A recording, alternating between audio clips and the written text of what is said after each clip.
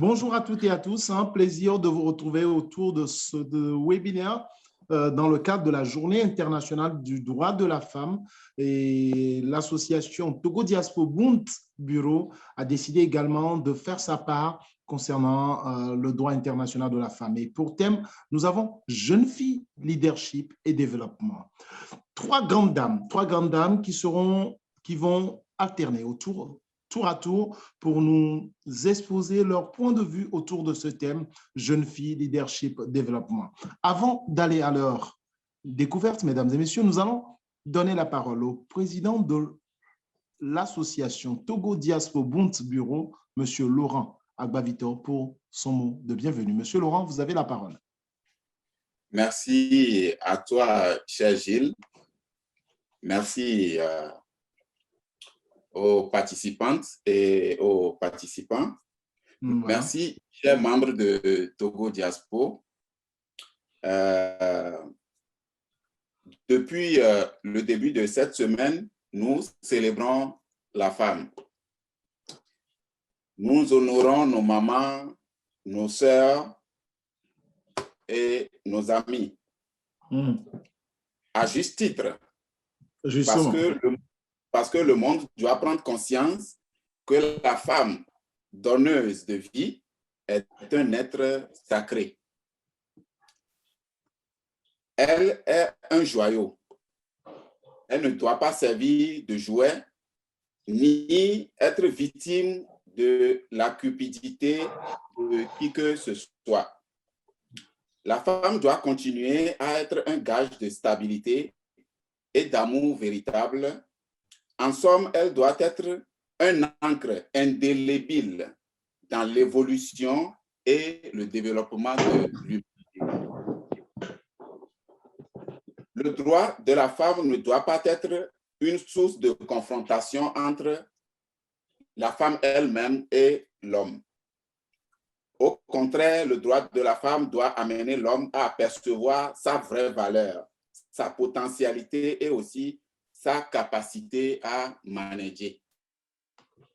La femme elle-même ne doit pas se dévaluer, elle ne doit pas se poser de limites quant à son impact dans l'évolution du monde. C'est le pourquoi nous, Association Togo Diaspo, reconnaissant que la femme est une valeur sûre, voulons pour cette première, c'est toute une première pour nous, donner la parole à trois grandes dames qu'on vient de l'énoncer, mon cher Gilles, à trois jeunes sœurs panélistes dans le cadre de cette rencontre, de nous édifier sur l'entrepreneuriat de la jeune fille. Sur ces mots, permettez-moi de déclarer cette conférence ouverte. Merci.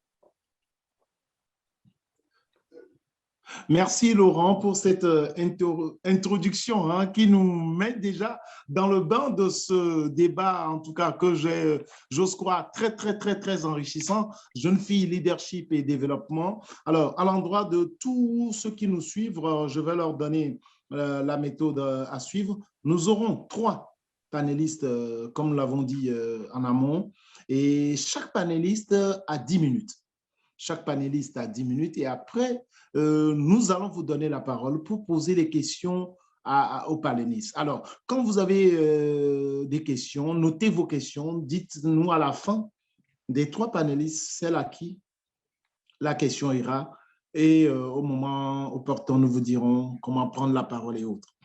Alors, tout de go, la première panéliste, je n'aime pas trop présenter les gens, je me dis, on se sent plus à l'aise en nous disant qui nous sommes. Eh bien, je vais juste l'introduire avec son nom. Madame Oussou, bonjour. Madame Oussou. Est-ce que Madame Oussou est en ligne, s'il vous plaît? Oui, je suis là.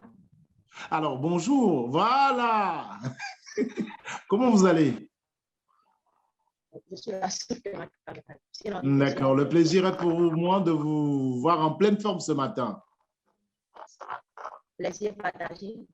D'accord. Alors, vous avez 10 minutes pour nous donner votre point de vue sur le thème jeune fille, leadership, développement. Cependant, il n'est pas exclu que vous nous déclariez votre identité. Vous avez la parole. Je disais que je suis Juliane Moussou. Voilà. Je suis actuellement titulaire d'un master en interculturel.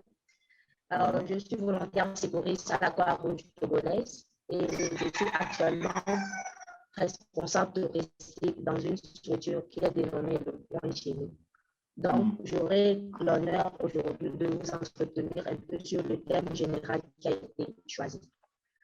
Je prierai le technicien de me permettre de faire ma présentation par contre.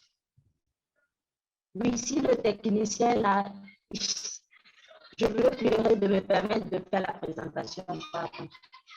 J'espère que tout le monde voit ma présentation par contre. Bon. Ça peut aller? Ok, donc je vais commencer. Je dirais que dans le cadre de la Journée internationale des droits des femmes, le 8 mars que nous avons célébré tout récemment, il a été question de la résilience de la femme, du leadership féminin et autres.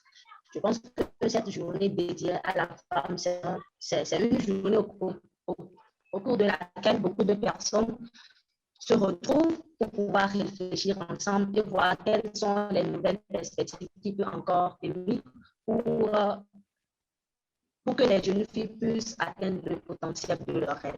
Donc, le thème choisi par l'initiative Diaspora Tokobon est jeune fille leadership et développement.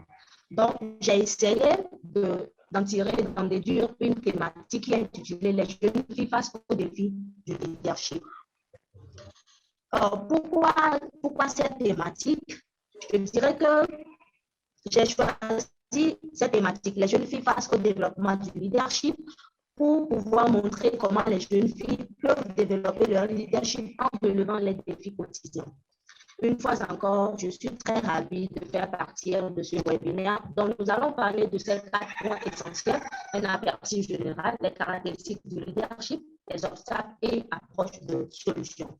Donc, concernant l'aperçu général, nous devons savoir que nous vivons dans un monde dans lequel chaque secteur d'activité évolue et devient de plus en plus exigeant. Un dirigeant ou bien un leader doit être capable de guider, de mener et d'influencer les individus pour pouvoir mettre en œuvre sa vision meilleure. Les jeunes filles, de même que les jeunes garçons, sont appelés à devenir les leaders de demain. Impacter sa génération doit être une force du leader. Dans cette perspective, nous devons comprendre que le leadership est une nécessité pour un monde meilleur, car il fournit une vision prospective. Le leadership, en effet, n'a rien à voir avec le genre, parce que cette différence de genre est le fruit des préjugés socio-culturels qui se renferment au modèle masculin et marginalisent une bonne partie des compétences, à savoir les compétences féminines. Le leadership, en quelques mots, est la capacité à travers laquelle une jeune fille peut démontrer ses savoir-faire en obtenant un résultat prospectif. À travers cette citation de Simone de Beauvoir, que nous pouvons lire sur l'écran, tu as un cerveau d'or. Ici, c'est le père de Simone de Beauvoir qui est en train de parler à sa fille Simone de Beauvoir. Ma fille, tu as un cerveau d'or. C'est pour dire que les jeunes filles, c'est pour exhorter à travers cette citation les jeunes filles à se réveiller, car le sexe n'est pas en réalité une faiblesse, mais une force. Mais nous ne devons pas oublier que ce mérite renferme les défis qui sont d'une manière ou d'une autre complexes, mais si nous avons cette capacité-là de pouvoir atteindre le potentiel de notre sommet, de nos rêves, il est facile de pouvoir surmonter ces défis. À présent, nous allons voir les caractéristiques du leadership féminin. Nous avons beaucoup de caractéristiques quand on parle du leadership féminin, mais j'ai choisi ces 3 caractéristiques que j'ai trouvées plus pertinentes, qui renferment beaucoup de choses que beaucoup de personnes de nos jours ignorent. Il s'agit en réalité de la spécificité relationnelle des femmes ou bien des jeunes filles. c'est une structure autour de la capacité d'établir et de maintenir les liens avec les autres à travers la compréhension, la communication, le partage et le respect d'autrui, tout en étant exigeant dans le travail. Ce qui voudrait dire que les jeunes filles doivent pouvoir doivent pouvoir se familiariser avec les autres jeunes filles pour créer un monde plus équitable. Si on est jeune fille et on se cache dans son coin pour dire que non, moi, je ne veux pas faire ci, je ne veux pas faire ça, nous ne pouvons pas développer ce leadership qui est caché en nous. Mais une fois que nous nous familiarisons avec d'autres femmes, d'autres jeunes filles qui ont les mêmes visions que nous, vous allez voir qu'il est facile de pouvoir surmonter ces défis-là. Donc, nous devons comprendre que plus les femmes sont ensemble, plus elles arrivent quand même à se collaborer. Et la spécificité relationnelle des femmes est un prélude incontournable pour le développement de son leadership. Nous allons voir le travail en équipe. Le travail en équipe, c'est quelque chose qui nous manque aujourd'hui. Parce qu'on se dit que je suis féministe, je suis telle, je suis ci, je ne vais pas travailler avec cette personne. Non. Pour pouvoir atteindre son développement du leader, il est très important de familiariser et avec les hommes et avec les femmes. Même si on est féministe, on doit quand même se permettre de travailler avec d'autres personnes qui luttent aussi pour la cause des garçons, du masculin, pour qu'ensemble on puisse voir quelles sont les nouvelles perspectives que nous pouvons adopter pour pouvoir réaliser et pour pouvoir faire montrer, valoriser effectivement notre leadership féminin. En dehors de ça, il y a l'organisation. L'organisation est très importante de nos jours. Le leadership féminin est plus inclusif et communicatif. Quand quelqu'un se décide que non, je veux impacter ma génération, je veux devenir une leader, cette dernière doit pouvoir participer à un monde inclusif. Et quand on parle d'un monde inclusif, il ne s'agit pas de travailler seulement avec les femmes, mais avec les garçons, les personnes vivant avec de handicap et au-delà. Le bon leader doit être cette personne-là qui arrive quand même à communiquer. Parce qu'aujourd'hui, beaucoup de personnes ignorent l'aspect de l'organisation. On est jeune fille, on est étudiante, on fait ci, on se lève, on ne sait pas, en cette journée, je dois faire ci, je dois quand même déterminer quelques objectifs. On se lève, si quelqu'un m'appelle, j'y vais. Si quelqu'un me demande ça, je le fais. Non. En tant que leader de demain, pour pouvoir développer cet aspect de leadership, il est très important de pouvoir s'organiser, de pouvoir définir les objectifs à chaque chose que nous faisons. Parce que si nous le faisons à l'air libre, comme ça, on ne peut pas voir l'effet de la chose que nous faisons et le résultat auquel nous pouvons nous aboutir. Donc, il est très important de penser à l'aspect organisationnel. Maintenant, nous allons voir les obstacles liés au développement du leadership. Il y a beaucoup d'obstacles, mais j'ai préféré citer quelques pour pouvoir permettre à mes soeurs de voir comment est-ce qu'on pourrait relever ces genres de défis-là. Et notre premier obstacle, c'est le plafond de verre. C'est quoi un plafond de verre? En réalité, ce phénomène représente les obstacles invisibles que la femme rencontre dans son parcours, soit professionnel et autres. Ces obstacles sont liés à la culture masculine des entreprises qui ralentissent la progression des femmes dans les organisations. Ce dernier désigne en effet les barrières invisibles artificielles créées par les préjugés comportementaux et organisationnels qui empêchent les femmes d'accéder aux plus hautes responsabilités. Quand nous parlons de plafond de fer, il s'agit de ces gens d'hommes-là qui se disent non, cette femme ne peut pas travailler ici. Cette femme n'a pas cette capacité de le faire. On essaie de bloquer la fille ou bien la femme psychologiquement. Même quand la fille se retrouve dans un monde professionnel, parce qu'il a beaucoup été victime des stéréotypes, des préjugés, elle n'arrive pas quand même à se valoriser plutôt, ou bien à donner le meilleur de nous-mêmes. Maintenant, c'est à nous les filles de pouvoir vaincre cette peur-là, de pouvoir dire à ces hommes machos que malgré que nous vivons dans un régime patriarcal, il nous est permis quand même de faire valoriser tout ce que nous connaissons, les compétences acquises et au-delà. Vous me recevez? Oui, super. Ok, alors je vais essayer de brosser un peu ce que j'ai dit par rapport au plafond de fer. J'ai dit tout de suite qu'en ce qui concerne le plafond de fer, ce que les femmes rencontrent est dû principalement au fait que les hommes préfèrent collaborer avec les mêmes genres et qui estiment que la femme est moins compétente. Ce qui voudrait dire que c'est à nous, les femmes, de leur dire que nous ne sommes pas moins compétents, mais nous avons les mêmes capacités, que nous pouvons faire les mêmes travaux qu'eux. Maintenant, le deuxième obstacle consiste maintenant à parler de la conciliation entre vie privée et vie professionnelle. Aujourd'hui, nous sommes jeunes filles et il y a beaucoup de choses que nous ignorons. Quand on est dans un monde professionnel, nous devons savoir que nous sommes dans un monde professionnel. Il y a des attitudes, des comportements qu'il faut éviter.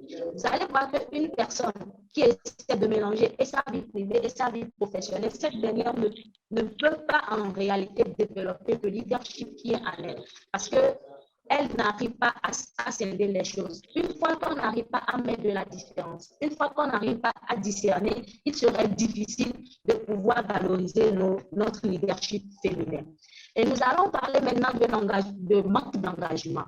Le manque d'engagement, il y a beaucoup de jeunes filles aujourd'hui qui sont là, qui disent que je suis étudiante, on m'a demandé juste d'étudier. Là, j'étudie, je n'ai rien à faire, je termine mon parcours licence, je me trouve. Et à présent, nous allons voir quelques approches de solutions. Mais il paraît que mon ordinateur a planté, c'est pas encore grave. En ce qui concerne, est-ce que vous me recevez, s'il vous plaît?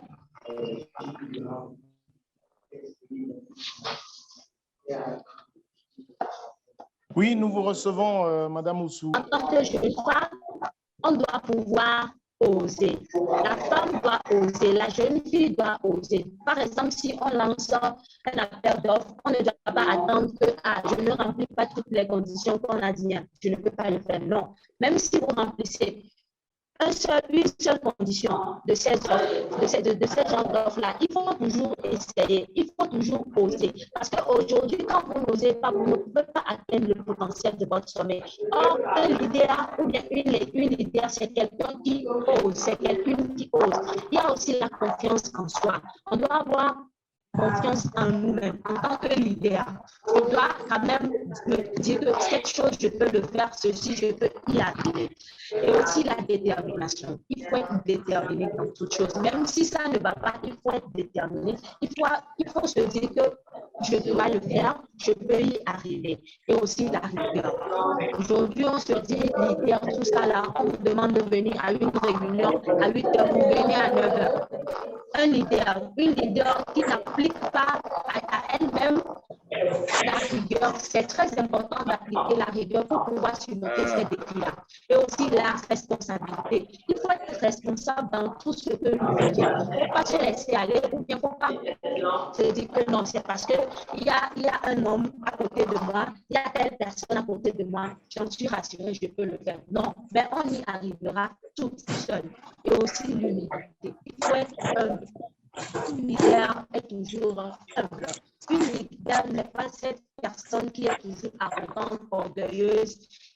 Une leader est toujours et aussi la valeur. Quand nous parlons de la valeur, il s'agit en effet de l'estime de soi. On doit se valoriser. Si je ne... Ok, je suis presque à la fin de ma présentation. Si vous avez des questions, on aura le temps d'en discuter. Mesdames et messieurs, je vous remercie pour votre aimable attention. Merci.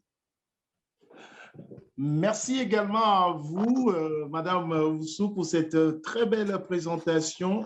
Alors, pour ceux qui viennent de nous prendre au vol, Madame Oussou nous a parlé du thème plus leadership jeune fille dans le développement. Elle est revenue sur l'aperçu du thème, la définition du leadership. Elle a donné les caractéristiques du leadership féminin, puisque nous parlons de la femme, et les spécificités relationnelles, le travail en équipe, l'organisation, les obstacles également du leadership, c'est-à-dire le plafond de verre, la conciliation entre vie privée et vie professionnelle, le manque d'engagement, le manque d'information et de formation, avant de revenir sur les approches de solutions. Alors, pour ceux qui ont des questions, je le rappelle rapidement, merci de les noter et puis à la fin, nous allons vous donner la parole pour poser vos questions. Alors, nous rappelons également à l'endroit de tous ceux qui nous suivent, de tous les participants, de bien veiller à ce que leur micro soit fermé, que le micro du panéliste, du modérateur et peut-être du président soit ouvert pour qu'on puisse interagir et vous répondre au moment opportun. Alors, merci à Madame Oussou. Nous allons nous tourner vers Madame Fetor. Madame Fetor, bonjour. Bonjour. Elle est où? Je suis là. Ah, super. Comment vous allez? Je vais très bien. Ça se voit. Alors, Madame Fetor, Milka Fafali, vous avez 10 minutes pour nous entretenir. Merci de nous décliner votre identité. Ok, bonjour tout le monde. Je suis Milka Fafali Fetor. Je suis médiatrice de paix du Togo et je suis la coordinatrice générale des affaires universitaires de l'ONG OJPP INS, qui veut dire Organisation des jeunes promoteurs de la paix internationale. Et également, je suis jeune parlementaire pour le Togo. Mais avant tout ça, je suis une jeune fille qui est fière d'être de sexe féminin et qui sait qu'elle a beaucoup de choses à offrir. En parlant de cela, parce que j'ai eu l'occasion de pouvoir traverser en tout cas toutes les préfectures du Togo et de pouvoir parler avec les jeunes filles, j'ai eu à comprendre que la femme ou les jeunes filles, en fait, ont un complexe par rapport à leur sexe. Elles pensent déjà en eux qu'être jeune fille, c'est un obstacle en soi.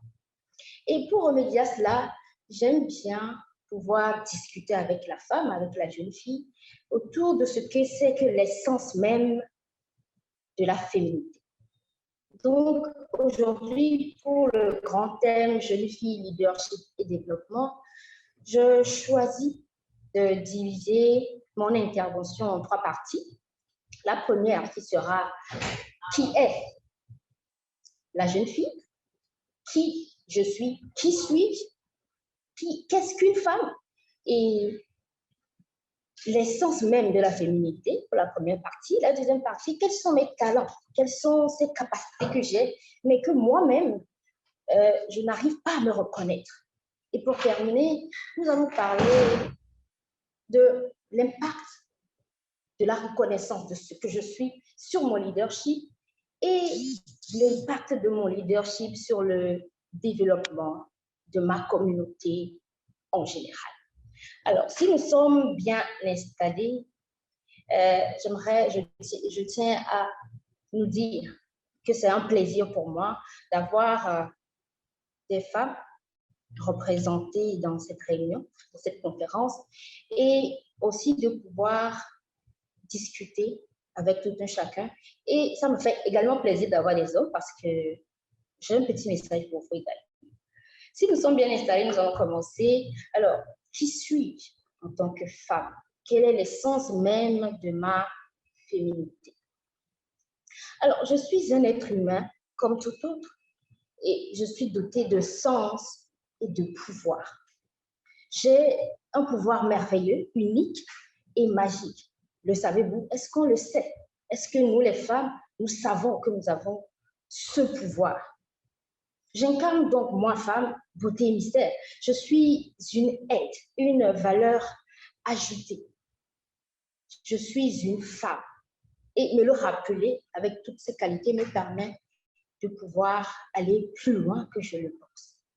Alors, dès mon enfance, je suis soucieuse, je suis attentionnée, je suis éclatante, je suis prévisionnelle. Et en grandissant, mes bassins s'élargissent et déjà, les armes nécessaires pour cette mission que Dieu m'a confiée se dégagent. Pour l'accouchement afin de donner vie et pour l'allaitement afin de pouvoir nourrir cette vie. Je suis donc une sœur, une amie, une confidente et une femme, une mère, une épouse, une garante de la paix, une grande diplomate. Sans le savoir moi-même, je suis une grande manager de tout et de n'importe quoi. Donc, je suis une solutionnaire innée parce que, dites-moi, qui plus que la femme pour apaiser ses enfants? Qui plus que la femme pour apaiser son époux? Qui plus que la femme pour trouver une solution, ne serait-ce qu'à court terme, à un problème dont personne ne sait comment le résoudre. Je suis une femme et je dois être fière de ce que je suis en premier lieu. Je dois être consciente qu'être une femme, ce n'est pas une fatalité, mais je suis dotée d'un pouvoir et être fière de ce que je suis comme femme me permet de pouvoir mettre ce pouvoir au service de ce que j'aime, au service de ma communauté, au service de ma population. Et si nous sommes d'accord et nous sommes fiers de ce que c'est que l'essence même de notre être, nous allons aborder le deuxième round, qui est quels sont les talents cachés que j'ai? Quelles sont des aptitudes formidables que j'ai, mais que moi-même, je ne me reconnais pas? Parce que, en premier lieu, il faut que je sois capable de pouvoir reconnaître ce que j'ai comme atout avant de pouvoir exiger de qui que ce soit de pouvoir accepter ou reconnaître cela. Madame Feta, oui. Est-ce que vous pouvez voir dans la discussion, il y a des autres en attente, s'il vous plaît. Est-ce que vous pouvez les faire entrer, des invités? C'est bon, c'est bon. Elle peut continuer. Super, c'est bon. On peut continuer. Oui. D'accord. Alors, je parlais de quels sont mes talents cachés, moi, en tant que femme, moi, en tant que jeune fille, moi, en tant que femme. Quelles sont ces aptitudes que j'ai, que je ne me reconnais pas, ou encore que j'ai du mal, j'ai de la peine à me reconnaître, tout en exigeant à d'autres de pouvoir me le reconnaître. Avant de poursuivre, j'aimerais qu'une femme se dise là où elle est, je suis capable. Je suis capable d'absolument tout. Et même de pouvoir l'écrire dans le forum, si ça nous permet de pouvoir assimiler en tout cas cette magnifique nature que nous avons, nous les femmes. Donc, que je suis capable et je peux absolument tout. Vous savez, se reconnaître comme étant une ressource intarissable de génie est un départ pour l'effectivité de la matérialisation de celui-ci. Et écoutez, être un être humain en général, c'est qu'on est doté d'un talent. Et la femme n'en fait pas exception. La femme n'en fait pas exception. Et chaque jour, les quelques femmes leaders que nous avons proches de nous, que nous regardons à la télé, ou encore que nous côtoyons, nous le prouvent. Et croyez-moi, elles vous diront que les premières personnes à avoir eu confiance en eux a été d'abord eux-mêmes.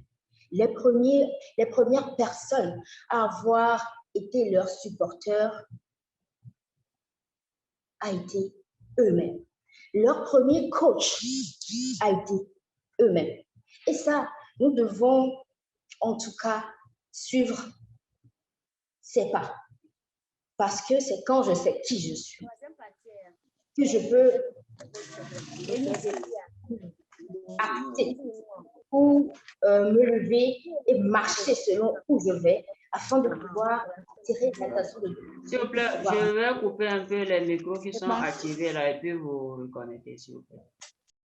Madame Feta, votre micro. Je pense que son micro aussi est coupé. Oui. C'est bon. C'est bon, vous m'entendez? Super. Bien.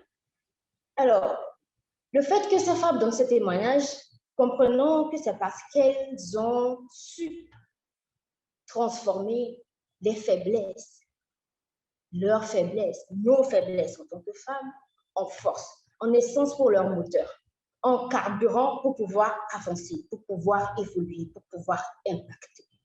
Et si je ne me reconnais pas moi en tant que femme et je n'assume pas effectivement ce que je suis, s'il vous plaît, laissons tranquilles les hommes. Parce que avant de pouvoir faire épouser à quelqu'un quelque chose, il faut d'abord que cette personne puisse voir chez moi la consommation parfaite de ce mariage que j'ai déjà fait en premier lieu. Donc, afin de pouvoir convaincre quelqu'un sur quelque chose, il faut que moi-même je sois éclairée sur la chose, il faut que moi, je sois convaincue de la chose et que mes actes, mes paroles, les deux de pair puissent prouver à cette personne que effectivement, ce que je dis, ce que je fais, ce que je pense est ce qui est vrai. Donc, le dire, c'est une chose. Et aujourd'hui, nous constatons en tout cas que beaucoup de femmes sont capables de pouvoir le dire. Mais est-ce que nous agissons vraiment dans cette ligne? Est-ce que nous prenons le temps de pouvoir placer des actes qui nous donnent la possibilité de pouvoir aller de pair avec ce que l'on dit? Parce que le dire, c'est une chose, mais l'appliquer, c'est également autre chose. Donc, ce matin, j'aimerais dire à quelqu'un que l'heure n'est plus à la victimisation, l'heure est dans le pouvoir de l'acte. L'heure est dans ce que nous posons comme pas. L'heure est dans les initiatives que nous prenons. Et ce décalage entre ce que nous disons et ce que nous faisons. Parce que imaginez que nous sommes dans une réunion où déjà le nombre des femmes surpasse le nombre des hommes.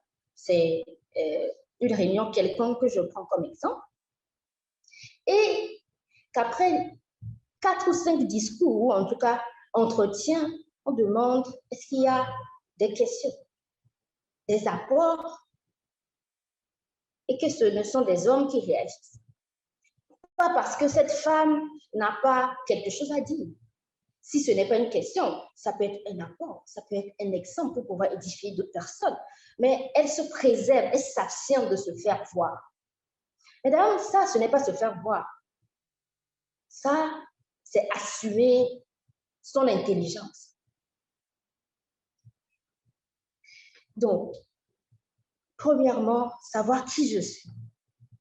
Deuxièmement, pouvoir reconnaître mes aptitudes et pouvoir, sans honte, pouvoir les partager, pouvoir les montrer, pouvoir les démontrer. C'est important. Et pour terminer, je vais parler d'un point qui m'est particulièrement cher. L'impact de ma prise de conscience sur mon leadership et l'importance de mon leadership sur le développement de ma communauté et de ma population.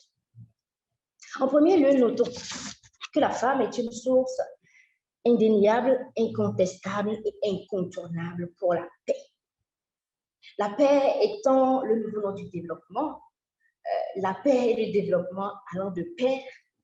Comme je l'ai dit, nous sommes les mères, nous sommes les sœurs, nous sommes les amis, nous sommes les confidentes.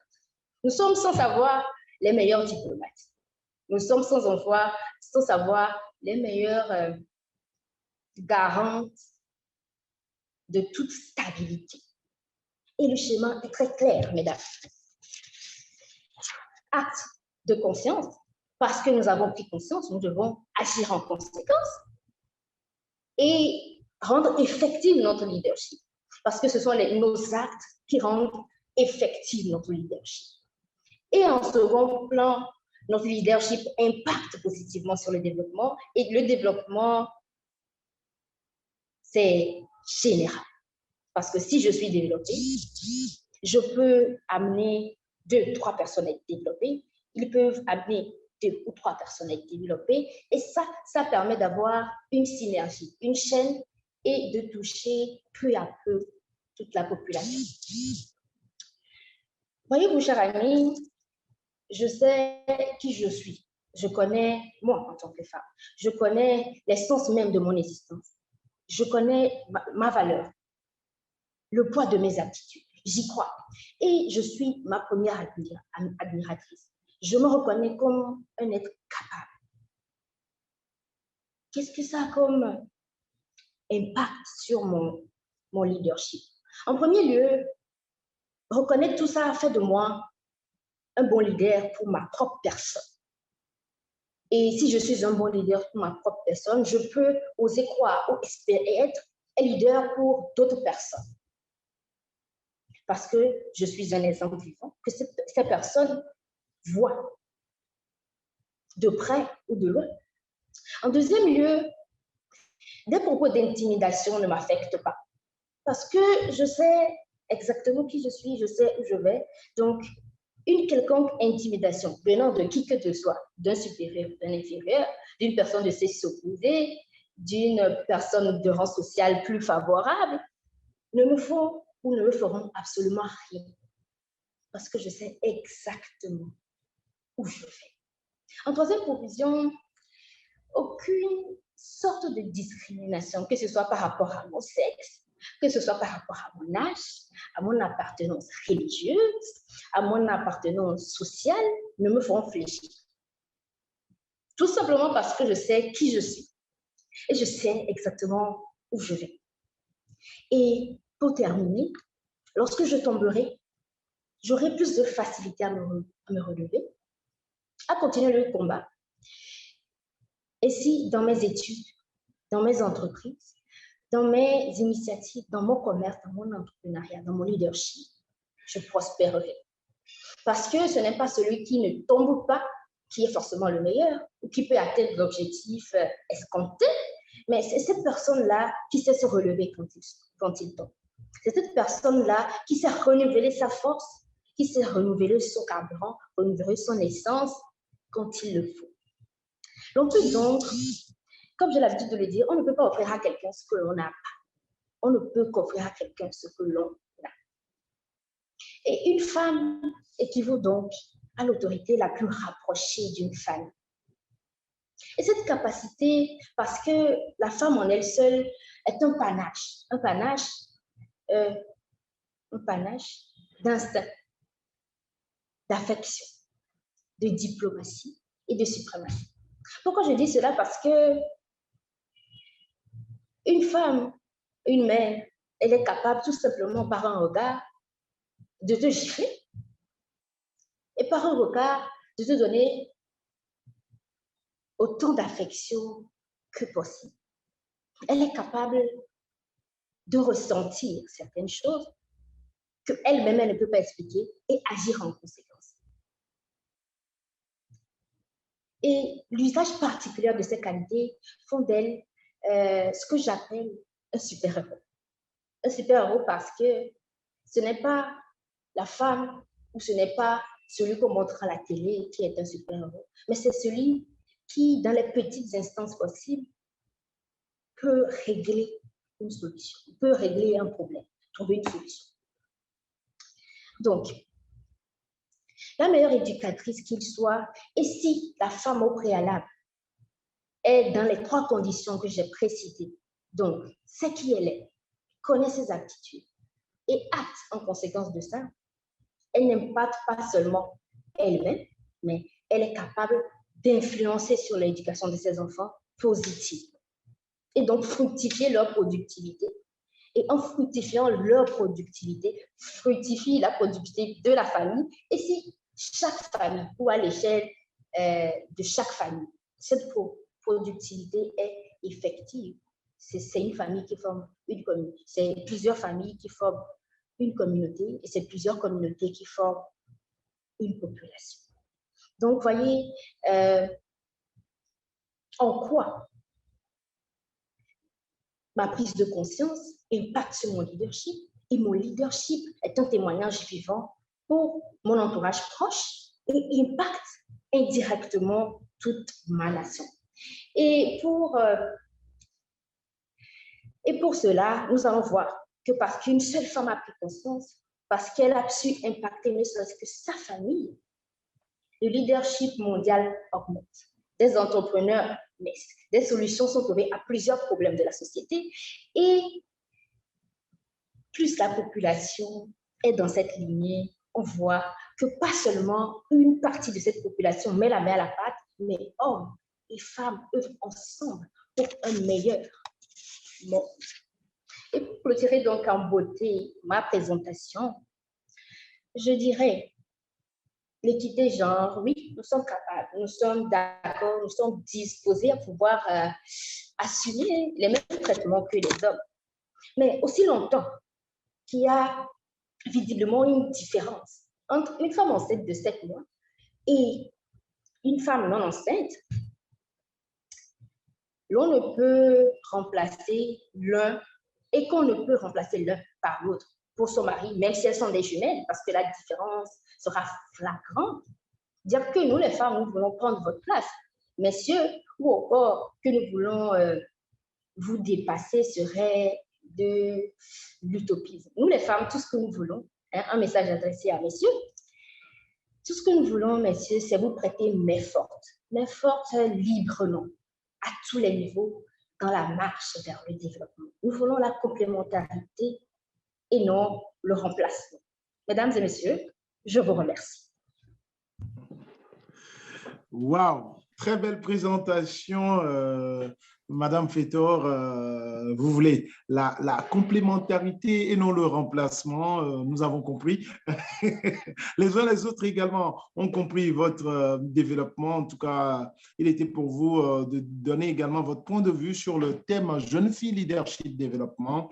Vous avez tout go dit que le souci des femmes, c'est l'obstacle. Elles mettent l'obstacle devant et vous avez défini ce qu'est la jeune fille, les talents, les impacts sur sa personne et sur le développement. Je pense que vous avez en tout cas décrit la jeune fille dans son ensemble. Et ce que, en tout cas, moi, j'ai retenu, j'ai essayé de traduire dans au moins 3 langues ici, c'est « Je sais qui je suis »,« I know who am I », et puis « Ich weiß, wer ich bin ». Voilà, en trois temps, en 3 langues, français, anglais, allemand, ce que vous avez dit. Merci beaucoup, Madame Fetor, pour votre brillante prestation. Nous allons vous demander de nous rester encore le temps de donner la parole à Madame Anne Won, qui va suivre avec sa présentation. Et après, nous allons ouvrir le van pour que les uns les autres puissent poser des questions. J'imagine en tout cas toutes les questions qui sont en train d'être notées par tous ceux qui nous suivent. Ça va être tout à l'heure. Alors, Madame Amouane, bonjour, bonjour. Alors, je profite en même temps pour informer ceux qui sont dans la conférence et qui ne sont pas de Togo Diaspo que l'association, nous sommes à notre début. C'est une idée qu'on a commencé depuis avril, le 6 avril 2019. Bon, la secrétaire générale de la conférence vous donnera encore ample info à la fin. Mais je voudrais dire que l'idée, nous avions commencé l'idée depuis le 6 avril 2019. Et l'idée fait son chemin et nous essayons, l'idée de base c'est quoi? C'est de faire prendre conscience à la diaspora que normalement celui qui quitte sa maison pour aller à l'extérieur doit forcément revenir avec quelque chose. Voilà. Nous voyons ça avec beaucoup de peuples, mais pour l'Afrique, pour l'Africain, ça tarde un peu à venir. On a l'impression que nous dormons quand nous arrivons à l'extérieur. Mais ce que ce Togo Diaspo veut faire, Togo Diaspo veut faire en sorte que la diaspora prenne conscience qu'elle doit composer avec la jeunesse sur place au pays. Il y a de très, très bons talents sur place. Nous venons de le voir. Nous venons de voir la présentation de Mademoiselle Julienne. Oui. Nous venons de voir Mademoiselle Fetor, très, très excellente. Et toi-même, rempli de talent, et la diaspora doit prendre conscience à travailler avec des gens comme vous pour l'évolution. Parce que très souvent, nous en Afrique ou bien au Togo, nous avons toujours l'impression de dire des paroles, mais nous n'avons pas le courage de suivre ce que nous disons. Mademoiselle Fetor a fait cas un peu de cela tout à l'heure. Oui. Mais le problème n'est pas seulement au niveau de la femme. Le problème, surtout aussi, c'est au niveau de l'homme. Les hommes de la diaspora doivent prendre finalement conscience et motiver les femmes aussi de la diaspora pour que nous puissions faire quelque chose de sérieux avec le bercail, parce que c'est très important pour l'évolution. Sinon, le développement va toujours demeurer une chanson vaine.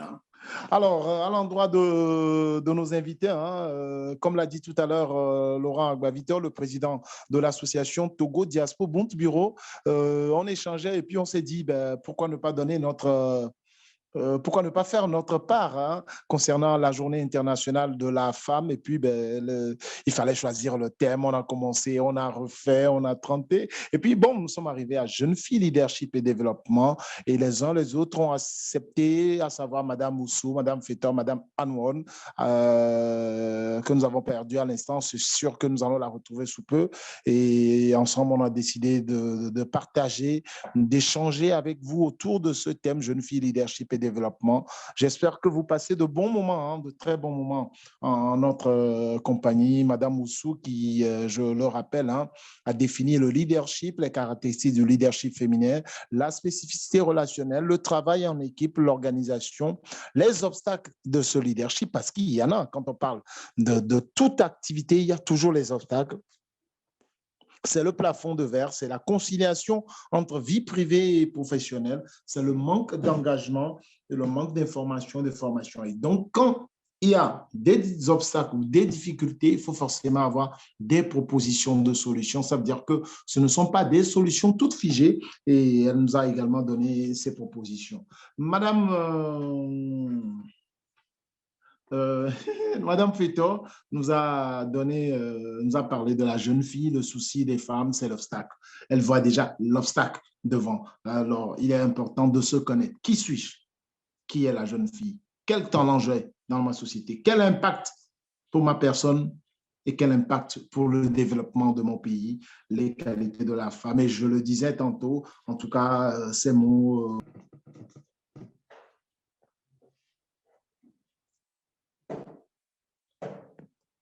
Est-ce que Madame Anwon est là? Oui, je suis là. Est-ce que vous m'entendez maintenant? Je vous entends et je vous vois parfaitement habillée en tenue femme pagne. Ok, d'accord. Ben, bonjour. Bonjour à tout le monde. C'est vrai que vos deux prédécesseurs ont dépassé le temps imparti, mais j'ose croire que vous allez tenir dans le temps. Hein? On va le faire très vite, peut-être même en moins de 10 minutes. Bonjour à tout le monde. Bonjour. Vous confirmer que les femmes n'aiment pas respecter le temps. On y va. C'est juste pour te taquiner. On y va. Bonjour à tous ceux qui nous suivent. Merci à Togo Diaspo pour cette initiative-là. J'espère qu'aujourd'hui, Allô, toutes mes excuses. Je crois qu'il y a un souci de connexion. Pas de souci. Voilà. Donc, très rapidement, premier point que je voudrais aborder comme action concrète, c'est le fait de se connaître. Parce qu'en fait, pour qu'on puisse donner le meilleur de soi-même, pour qu'on puisse contribuer au développement d'une communauté, pour qu'on puisse faire émerger notre leadership, il est très important de se connaître. Et quand je parle de se connaître, c'est connaître sa vision, connaître sa mission, connaître ses objectifs et connaître ses dons et ses talents. Sa vision et sa mission dans la mesure où chaque être humain a été créé pour un but. Indépendamment du fait d'être une femme, nous sommes un être humain que Dieu a créé. Et si vous êtes sur la terre, vous êtes là pour accomplir quelque chose dans la vie de votre communauté. Donc, il est très important de découvrir cela. Ce n'est pas c'est un travail qui se fait chaque jour. Donc, c'est quelque chose qu'il faut faire de plus en plus, se connaître, connaître ses forces, connaître ses faiblesses. C'est quelque chose qu'il faut faire de façon perpétuelle. Et au-delà de ça, connaître ses dons et ses talents, ses compétences pour pouvoir les mettre parce que ce sont des outils. C'est grâce à ces outils-là que nous allons pouvoir être au service des autres. Parce que le leadership, c'est emmener les autres, tirer les autres à pouvoir atteindre ensemble des objectifs de développement des communautés. Donc, c'est avec ces outils-là, c'est ces outils-là qui vont vous permettre d'être positionnés dans votre milieu, dans votre environnement, partout où vous serez. Pour d'autres, leur mission les emmène dans des secteurs juridiques, pour moi, par exemple, dans des secteurs de l'entrepreneuriat.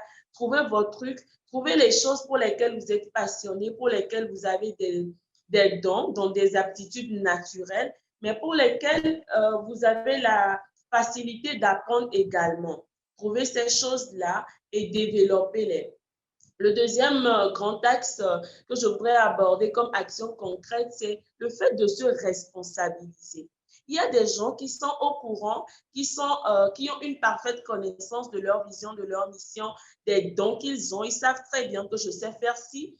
J'ai la capacité de pouvoir utiliser tel don. J'ai le don de l'art oratoire, j'ai le don du relationnel, j'ai le don de la mobilisation, mais qui ne se responsabilisent pas, qui n'utilisent pas ces dons, ces capacités-là pour servir leur communauté. Donc, il est très important de se responsabiliser.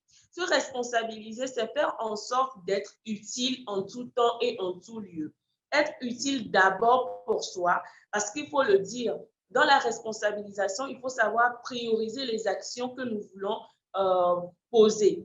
Les objectifs que nous nous sommes fixés, il va falloir les prioriser. Le manque de priorisation dans ces objectifs peut nous emmener carrément à vouloir bien faire, à être engagé, mais au final, à ne pas poser ou à ne pas avoir des résultats concrets. C'est très important, à mon humble avis, de pouvoir avoir des résultats concrets, que ce soit sur soi, mais autour de soi, quand nous posons des actions. Donc, il faut se responsabiliser, prioriser ses actions, prendre la peine de travailler ses dons et ses compétences, ses talents-là. Se responsabiliser, c'est aussi ça. Travailler, si je sais que je sais faire de la musique, je sais chanter, grâce au chant, je peux réunir des peuples. Grâce à mon talent de footballeur, je peux réunir des peuples. Je peux impacter toute une génération. Je peux emmener toute une génération à me suivre, à un travail de détermination. Grâce à mon parcours, je peux inspirer plus d'un. Donc, c'est de se responsabiliser par rapport à ce que nous avons reçu naturellement en les travaillant pour pouvoir les utiliser pour servir notre communauté. Donc, se responsabiliser aussi, c'est savoir utiliser nos compétences, nos talents, après les avoir développés, les utiliser pour notre communauté. Donc, c'est aussi ça, se responsabiliser. Dans la vie, dans notre parcours, tous les jours, nous aurions ou bien nous serons confrontés à des situations que nous n'avons pas forcément cherchées.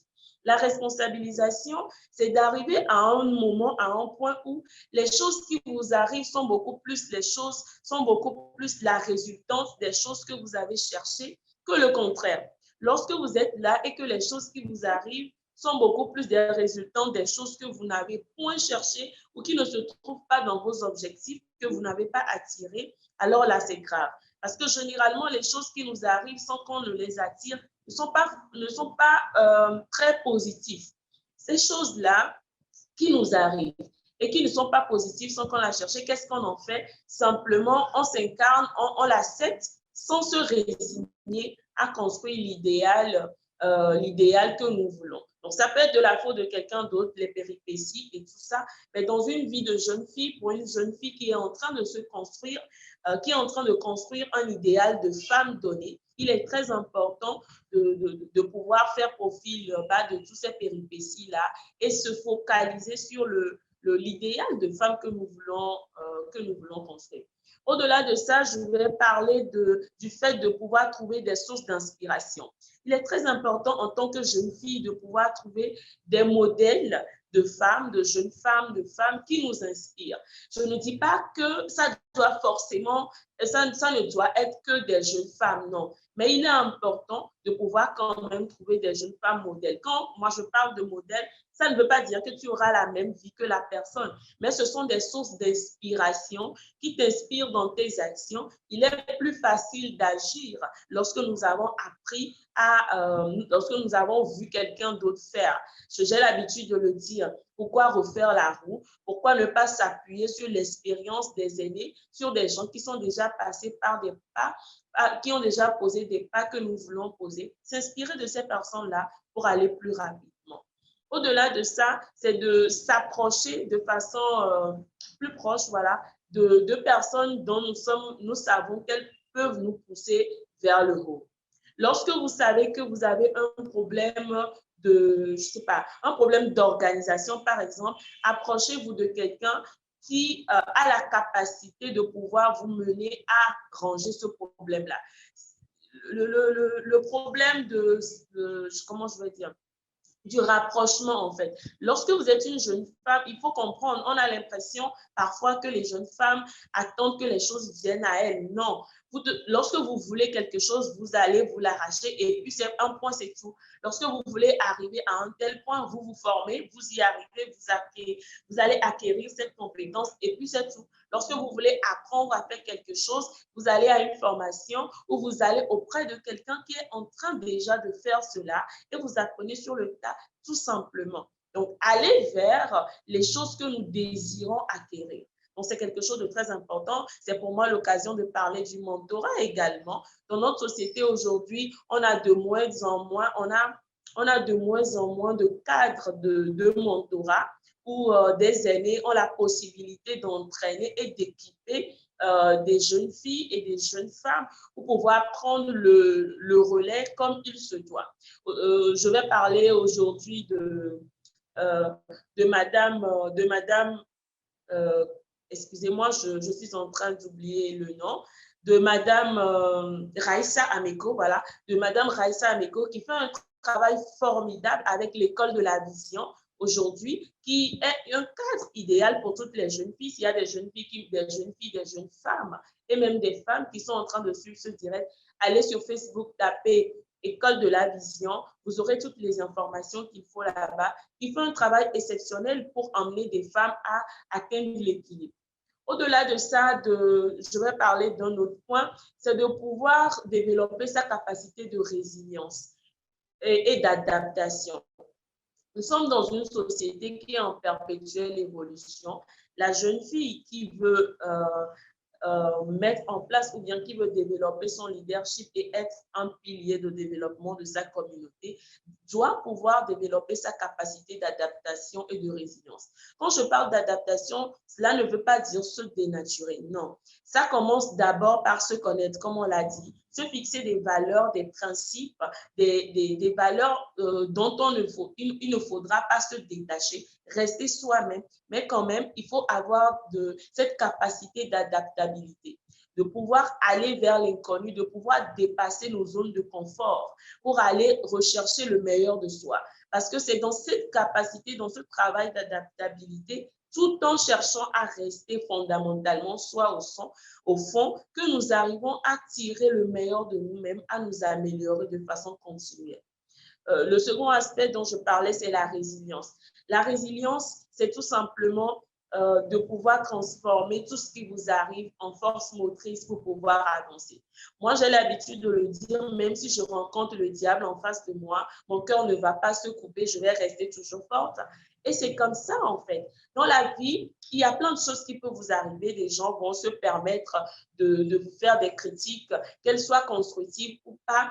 C'est le game, comme les gens de Facebook ont l'habitude de le dire. Tant que vous êtes sur la terre, vous devez emménager votre psychologie pour pouvoir ressortir toujours gagnant de toutes les situations. Lorsque vous êtes dans un système de collaboration avec quelqu'un, par exemple, et que vous vous rendez compte que les objectifs premiers que vous vous êtes fixés ne vont pas pouvoir être atteints, peut-être parce que la personne est fautive ou quoi que ce soit, ou que vous êtes dans un cadre donné et que les choses sont en train de changer peut-être de façon négative, il faut rapidement anticiper et trouver le meilleur dans ce que vous êtes en train de faire. Trouvez toujours le meilleur. Et lorsqu'il n'y a pas le meilleur quelque part, vous ne trouvez aucun gain, simplement partez tout simplement.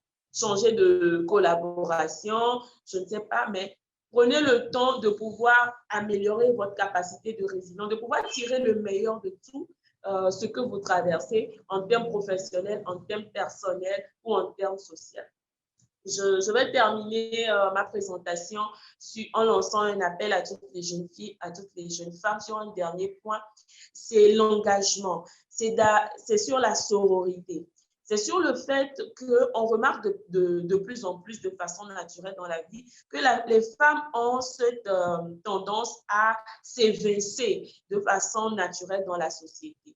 C'est un faux débat, c'est un débat qui ne devrait pas exister. Les femmes devraient se réunir de plus en plus, ne pas avoir d'évincement, mais mettre la main dans la main pour pouvoir avancer et relever les défis, parce que c'est ça qui est le plus important. Relever les défis de notre société, contribuer au développement de nos communautés Et je crois que je vais laisser la parole sur ce dernier aspect. Merci beaucoup à Togo Diaspo. Merci, Monsieur Gilles, pour la modération. On est là, on va prendre les questions plus tard et on pourra peut-être dans ces cas-là aller plus au fond.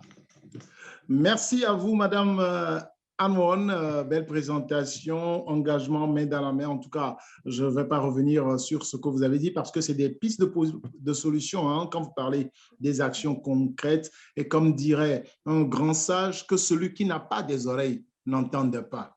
La négation, elle est parfaite, vous avez compris. Alors, à l'endroit de nos participants, nous allons procéder à les écouter.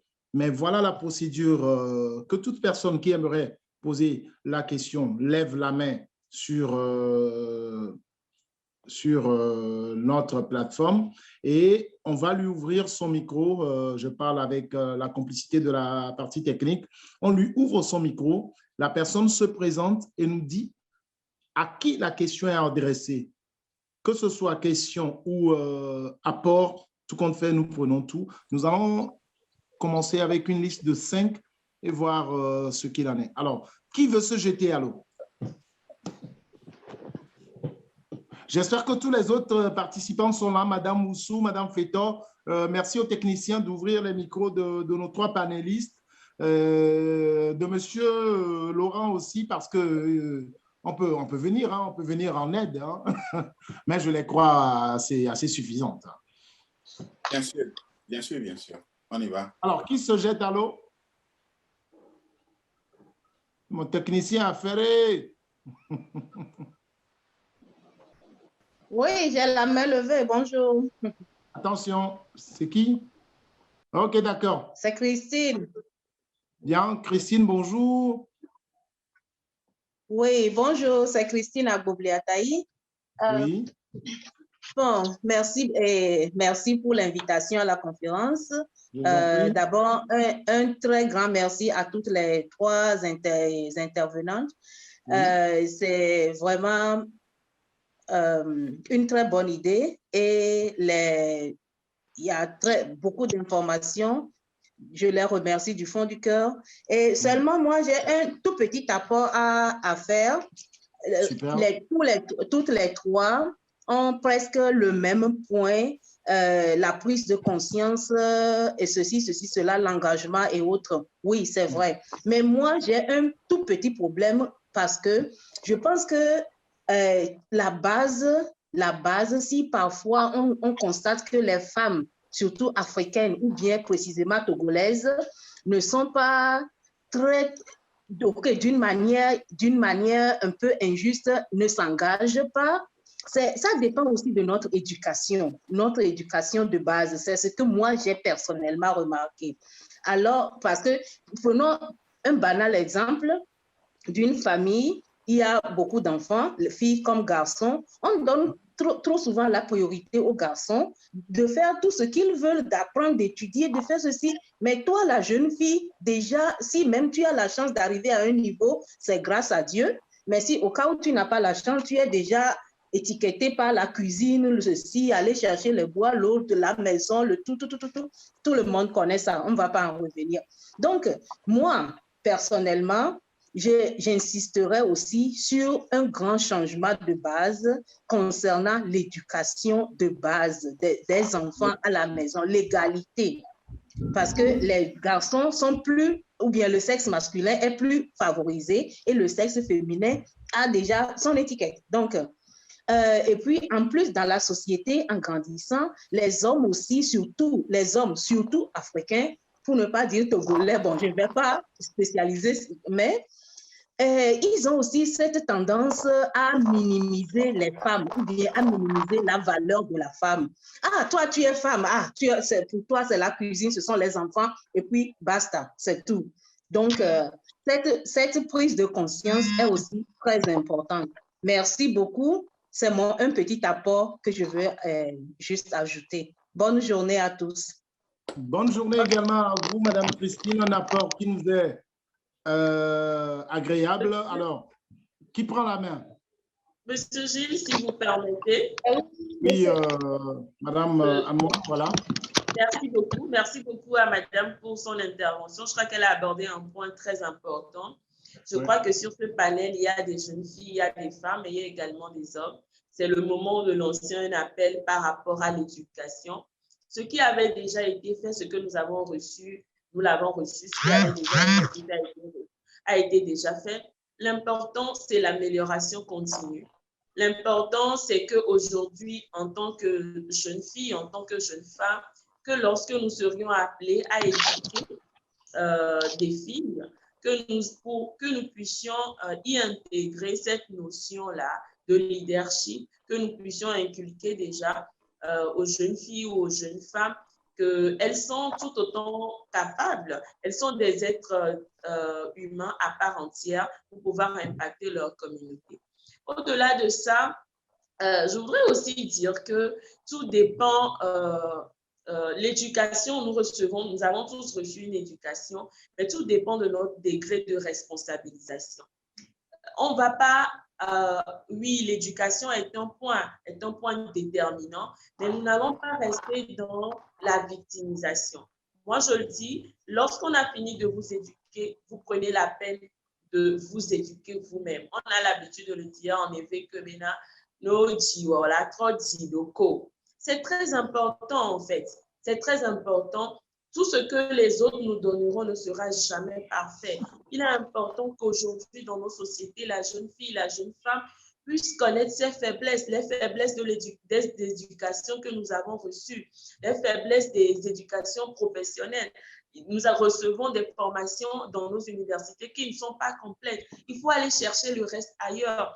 L'éducation que nous recevons à la maison, nous nous rendons compte que par rapport aux besoins de nos communautés, nous devrons être capables de prendre plus la parole. Nous devons être capables, lorsque votre mari tombe, vous devez être capable de pouvoir l'épauler. Vous devez être capable de pouvoir lui donner les conseils qu'il faut pour gérer ses affaires. Il n'y a pas que lui qui doit vous donner des conseils. Vous devez être capable, lorsque votre époux n'est pas là, de pouvoir assurer la gestion à part entière, assurer cette place-là. Vous devez être capable, lorsque vous êtes Premier ministre, de pouvoir assurer ce rôle indépendamment de votre sexe. Et quand vous vous rendez compte que l'éducation que vous avez reçue ne permet pas de vous équiper entièrement, eh bien, vous allez chercher les équipements ailleurs. Vous trouvez un autre environnement qui peut vous propulser. Vous trouvez une formation et vous participez tout simplement à des séminaires ou à des webinaires comme celle-ci qui vous permettent de pouvoir booster votre mindset. Il y a ces femmes-là, aujourd'hui en Afrique, parmi les femmes que nous avons aujourd'hui, on a presque tous reçu les mêmes éducations. Quand je vais parler de mes aînés, c'est pareil. Mais il y en a parmi cette génération-là des femmes qui sont exclusives. Au même moment, pendant le temps où la femme était réduite à la cuisine, il y a ces femmes-là qui ont réussi à pouvoir accomplir leur destinée. C'est une question de responsabilisation personnelle. Soyons ces femmes exclusives-là, soyons ces jeunes filles exclusives, ces jeunes femmes exclusives-là, qu'on respecte et qui assument leurs responsabilités dans les sociétés. Merci beaucoup. Merci, Madame Anouron, pour la précision. Alors, autre question? Bonjour. Monsieur Gilles, il y a le monsieur là en lunettes, il levait la main depuis là. D'accord. Monsieur Djedaba. Allô? Oui. Bonjour. Bonjour. Je tiens sincèrement à vous remercier pour votre initiative. Ma question s'adresse toujours, je me présente, c'est Roméo Djetaba. Ma question s'adresse à Oussou. J'ai vraiment aimé sa présentation. Elle a parlé d'esprit d'équipe. C'est vraiment indispensable si on veut devenir puissant ou bien leader. C'est vraiment indispensable de travailler en équipe. J'aimerais savoir si est-ce que tout le monde peut être leader. Et est-ce qu'elle a parlé aussi des obstacles liés au développement du leadership. J'aimerais savoir aussi si qu'est-ce qui est à la base du manque d'engagement ou bien qu'est-ce qui fait que bon, certaines personnes manquent d'informations, ils ne sont pas au parfum de l'information. Il y a également, elle a parlé aussi de la confiance en soi. J'aimerais savoir si comment on peut faire pour avoir la confiance en soi du moment où nous sommes dans un environnement ou bien dans certaines situations qui ne nous donnent pas, que ça ne nous donne pas certaines facultés ou bien certains avantages pour pouvoir le faire. Et il y a également, je tiens sincèrement à remercier Madame Nadia. Elle a à peu près tout fait, tout ce qu'elle a dit, j'ai vraiment apprécié. Ce que je voulais vraiment ajouter, elle avait dit que si vous voulez quelque chose, hein, il suffit seulement d'aller, vous allez arracher ça. Certes, c'est vrai, mais sauf que la réalité s'impose à nous. Si vous n'avez pas les compétences requises, vous ne pouvez pas le faire. On ne se présente pas à un combat sans armes. Je tiens sincèrement à vous remercier. Et il est à noter que c'est la façon dont on relève les défis qui définissent notre personnalité. Je vous remercie. Merci beaucoup à vous, monsieur, pour votre question. Alors, Madame Oussou, vous avez 3 bonnes questions. Hein. Est-ce que tout le monde peut être leader quand on parle du manque d'information et puis comment avoir confiance en soi? Madame Oussou, voilà. Ok, merci. J'ai bien noté les questions. Je vous en remercie. Alors, en ce qui concerne la première question, est-ce que tout le monde peut être un leader? Je pense que c'est une question plus responsabilisée et plus personnelle. C'est à moi de décider si je veux devenir un leader ou pas. Être leader, ce n'est pas un truc social qui s'applique à tout le monde, mais ça revient à une décision personnelle. Donc, c'est ce que je peux répondre par rapport à cette question. Et en ce qui concerne l'engagement, je pense que Mme Taylor a essayé de rebondir là-dessus. Il faudrait que nous sortions de notre zone de confort. Si tout le monde peut être engagé, si on le veut, puisque c'est la motivation, c'est la volonté, le fait de s'engager. Et en ce qui concerne le point 3, la confiance en soi, comment est-ce qu'on peut savoir si on a confiance en soi? Je pense que c'est un processus. On ne peut pas se lever d'un matin, d'un beau jour, pour dire « Ah, j'ai confiance en moi ». Non, c'est un processus. C'est après les expériences, les cours que nous avons reçus qui nous permettent à un moment à l'autre de voir réellement j'ai confiance en moi par rapport à ce que je fais, les efforts que je fais. Donc, c'est ce que je peux répondre par rapport à votre question. Merci. Je vous remercie. Monsieur Gilles, vous permettez? Oui, Madame Anouane, je permets. Hein. Ok, d'accord. Je voudrais donner un petit exemple par rapport à la confiance en soi. Moi, personnellement, il y a une période qui est déjà en arrière où j'ai eu un problème de confiance en soi, vraiment. Par rapport, ça n'a pas toujours été le cas, hein, c'est par rapport à un événement marquant qui est arrivé dans ma vie et tout. Mais je ne m'en rendais pas compte. Je ne me rendais pas compte que j'avais vraiment un problème de confiance en soi en ce moment. Et je crois que c'était en master 2, on nous a donné un exposé et on devrait faire une présentation. Naturellement, je suis derrière la salle, je reste derrière la salle, j'ai ma table derrière la salle et je suis très interactive pendant le cours, pendant les autres activités. Mais cette présentation qu'on nous a demandé de faire m'a permis de pouvoir me rendre compte en ce moment-là que j'avais un problème de confiance en soi parce que nous avions tout présenté et tout le monde disait que tu vas commencer, c'est toi qui vas ouvrir le bal. Nous pensons que si tu le fais, ce serait beaucoup plus fort. Qui a été créé d'une personne par l'une de ses côtes et a créé de celle-ci mon conjoint. J'ai des défauts, je le sais. Mais si tu pouvais rentrer dans mon...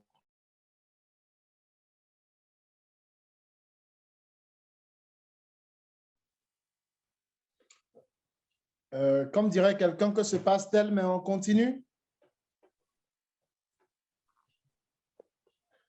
Le micro. Voilà, c'est bon.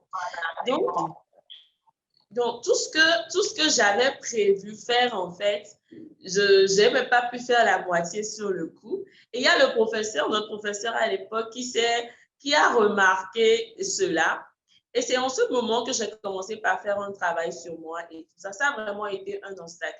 Mais je veux dire que de plus en plus, en acquérant de la compétence, cette confiance, ce manque de confiance en soi s'est dissipé de soi-même.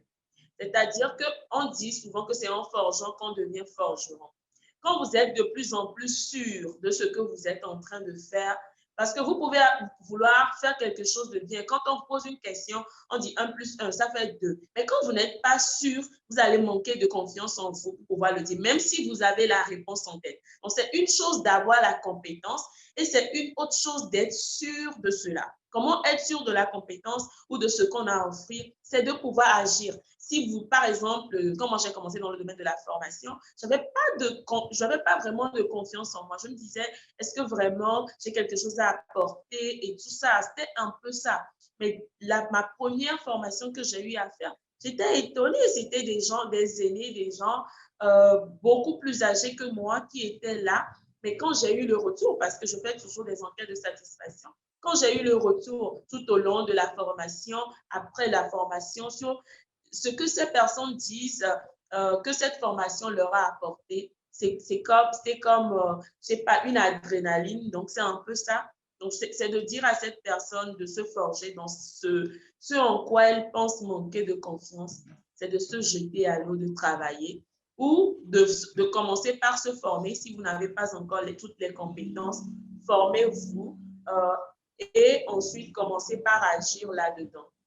Je vais finir en partant sur le point où je disais, quand vous voulez quelque chose, allez le chercher. Allez le chercher et pas aller le chercher directement. Mais si je veux, par exemple, un master dans un domaine, par exemple, allez le chercher. Ça peut commencer par faire une petite activité génératrice de revenus pour économiser de l'argent. Allez le chercher, c'est commencer par m'inscrire. Allez le chercher. Allez le chercher, c'est simplement poser des pas qui me rapprochent de ce que je veux. Il ne faudrait pas que nous posions des pas qui sont en contradiction avec ce que nous voulons, en fait. C'est ce que je voulais dire par là.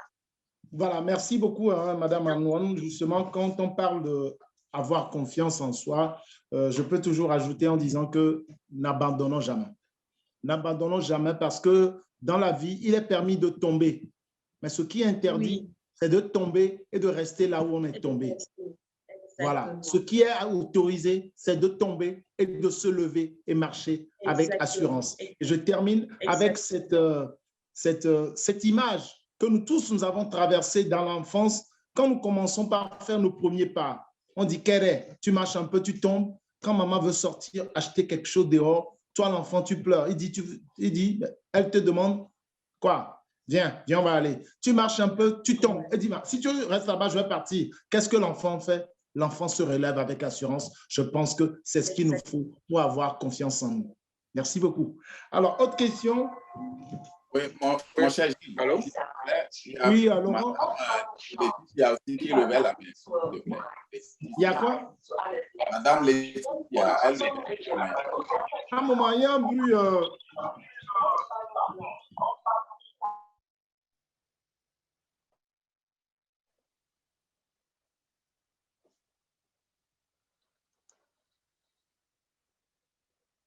Allô, je peux prendre la parole? Oui, monsieur, présentez-vous, s'il vous plaît. Voilà, moi c'est Kofi, bon, vous m'appelez aussi Kofi. Tout d'abord, je remercie nos soeurs, nos grandes soeurs, madame, qui ont fait la présentation. D'accord. Je voudrais tout d'abord me tarder un peu sur la première présentation. D'accord. Lorsque mademoiselle parle d'une société patriarcale, une société dominée par les hommes, ou voilà, je crois qu'il faut parfois regarder la réalité de très près et éviter de faire certaines comparaisons qui n'ont pas lieu d'être. Qu'est-ce que je voudrais dire par là?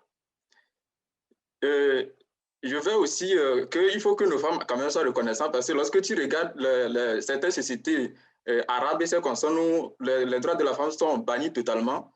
Nous pouvons dire que chez nous, en Afrique, il y a quand même beaucoup de pas qui ont été faits. pour ce qui concerne le respect des droits de la femme. Le problème qui se pose chez nous, et il faut le dire clairement, c'est un problème de pauvreté. Lorsque vous êtes né dans un pays qui peine à sortir des objectifs du millénaire pour le développement, et au pire encore, vous êtes né dans une famille qui n'arrive pas à manger 3 fois par jour, mais comment vous pouvez réclamer un droit dans cette société-là? Nous parlons ici des droits de femmes et ses concerns, pour peut-être les femmes qui ont eu la chance de grandir dans une famille un peu modeste. Mais lorsque tu vas aller à Bassa, dans un village bien à Pendjal, tu ne peux pas parler de ça à une femme qui va t'écouter. Ce n'est pas possible. Maintenant, le peu que nous avons, c'est ça là qu'il faut peut-être chercher à, ne sais pas, à faire valoir. Qu'est-ce que je voudrais dire? Il y a un problème qui se pose dans nos sociétés, c'est que les femmes ont des difficultés à avoir accès aux emplois. C'est-à-dire que des emplois étatiques, en fait. Et dans tous les bureaux où elles postulent, il y a ces messieurs qui demandent d'abord à, bon, excusez-moi le terme, à goûter la femme d'abord avant de lui laisser la place, de lui donner le poste. Beaucoup de nos femmes sont victimes de ça. J'ai eu beaucoup de mes camarades qui ont fait le droit, qui ont fini l'université depuis et qui n'ont pas aujourd'hui de travail. Tout ça va parce que même un simple stage à la justice, bien partout où elles vont, il y a des messieurs qui leur demandent ce genre de choses.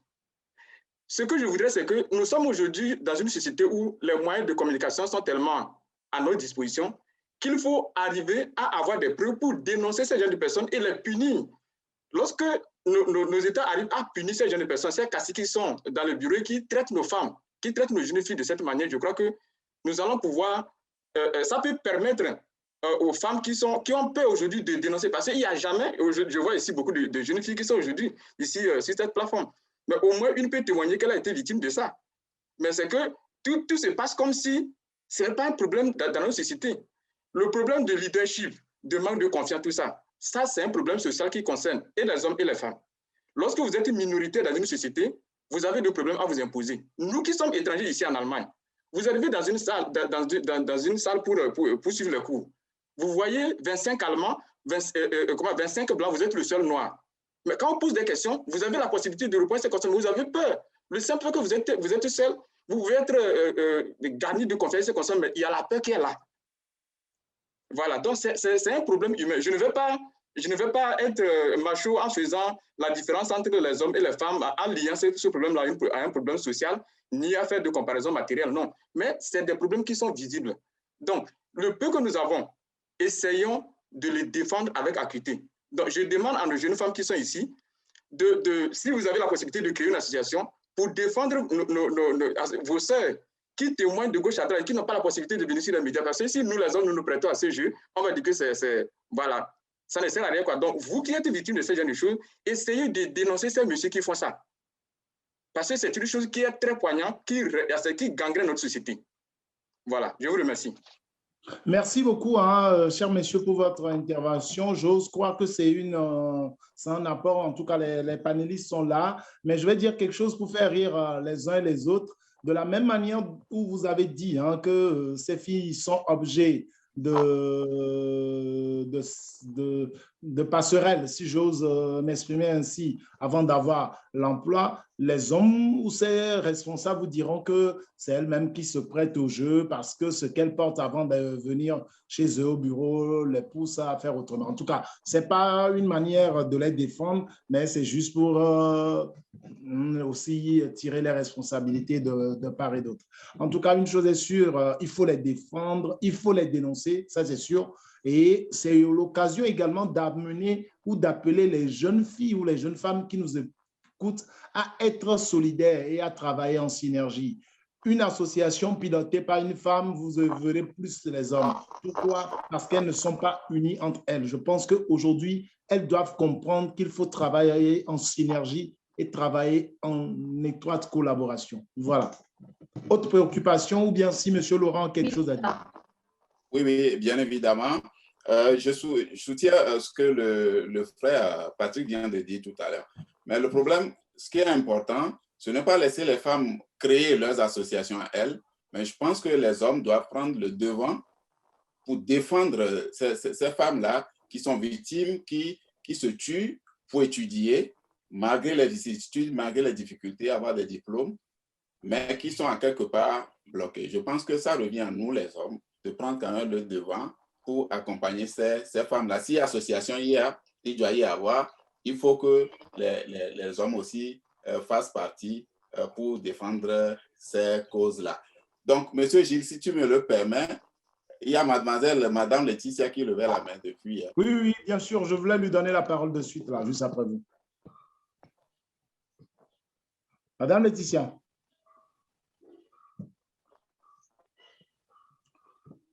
Alors, avant qu'elle ne réagisse, nous informons les uns les autres qu'il est 11h48 heure du Togo, 12h48 heure de l'Allemagne.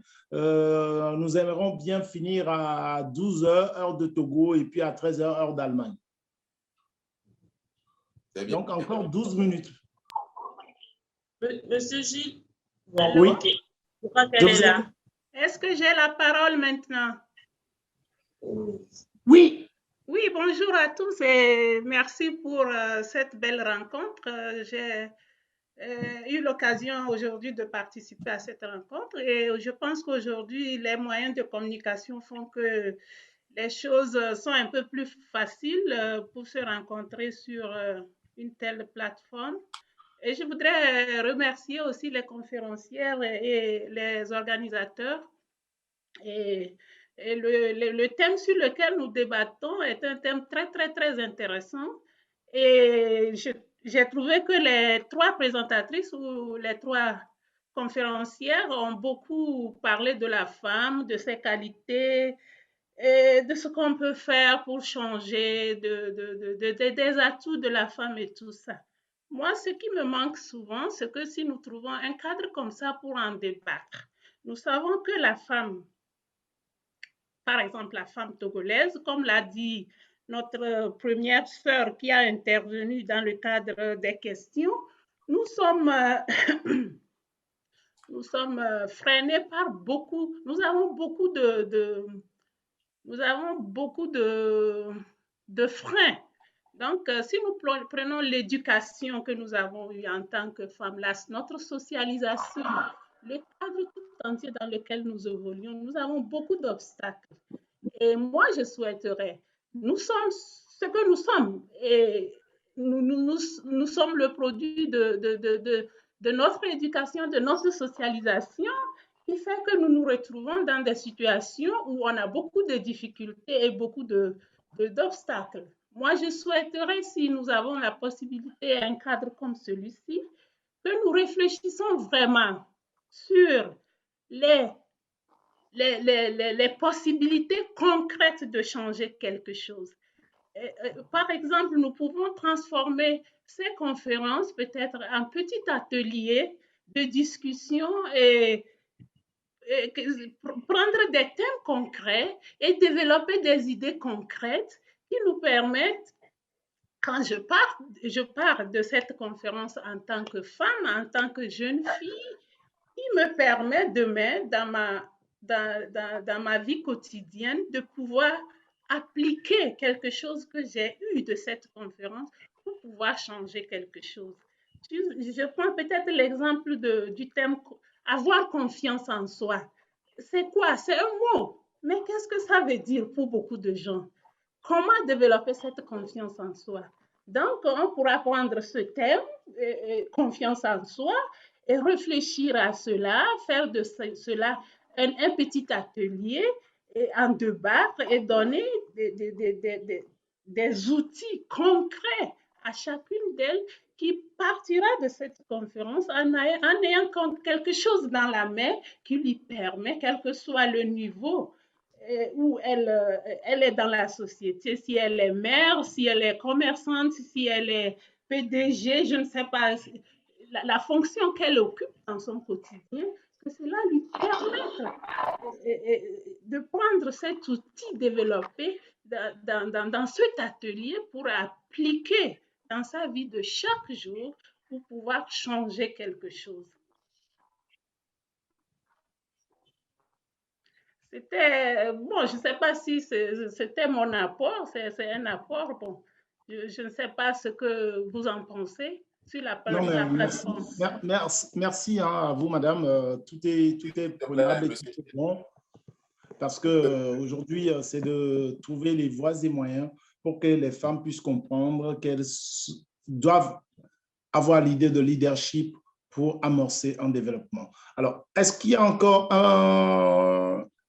Monsieur Gilles, si je peux interagir. Oui. Laetitia, vous êtes dans quelle ville ou dans quel pays? Comment? Vous êtes dans quel pays ou dans quelle ville? Je suis en Allemagne. Ah, d'accord. Donc, ce que vous venez de dire, c'est très pertinent parce que très souvent, nous, les Africains ou bien Togolais, nous organisons des débats, nous discutons beaucoup, mais c'est l'engagement qui manque très souvent. D'ailleurs, pourquoi nous avions choisi Mademoiselle Aaron, Mademoiselle Fetor, Mademoiselle Roussou aujourd'hui? Parce que c'est 3 femmes dynamiques qui se battent et qui essaient de faire leur place dans la société d'aujourd'hui. C'est ce qu'il faut, c'est ce qu'il nous faut. Alors, moi, je vous prends au mot, Mademoiselle Laetitia, en vous disant que cette association qui a organisé cette rencontre, et puis je vous dis toujours, je le redis, c'est toute une première pour nous d'organiser quelque chose comme ça. Nous avions commencé à créer des commissions de travail dans notre organisation pour traiter des débats spécifiques, c'est-à-dire pour poser des actions. Ne pas seulement parler, mais de poser des actions. Comme vous êtes en Allemagne, vous pouvez prendre contact avec l'association et on pourra bien travailler avec vous. Pourquoi aussi? Parce que dans cette association, il y a bien des femmes. Nous disons toujours que les femmes sont freinées. Mais moi, je suis le président de l'association. Mais nous avons remarqué, et les hommes aussi qui sont présents aujourd'hui, qui sont dans l'association, ont remarqué que nous avons c'est-à-dire les femmes ne participent pas à nos activités dans l'association. Vous comprenez? Donc, c'est très souvent, c'est bien de toujours signifier qu'on est discriminé à quelque part, mais il faut que les actions suivent cela. Donc, c'est ce que je voulais souligner. Monsieur Gilles, s'il te plaît.